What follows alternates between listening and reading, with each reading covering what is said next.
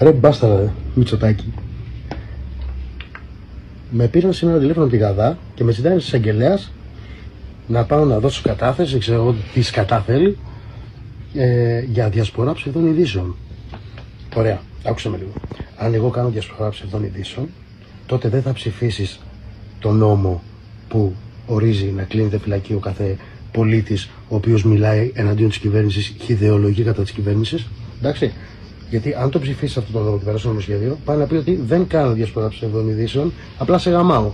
Λοιπόν, άκουσα να δεις. Κατέβω από την κυβέρνηση, να τελειώνουμε όμορφα και ωραία. Γιατί ξέρουμε και τα άπλυτα τα δικά σου και τα άπλυτα ολονών.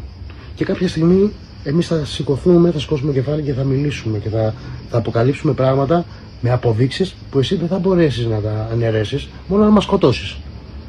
Εντάξει, όπως κάνεις τη δουλειά σου σαν πρωθυπουργός, έτσι θα κάνουμε και εμείς τη δουλειά μας. Γεια σου μπασταρδάκι.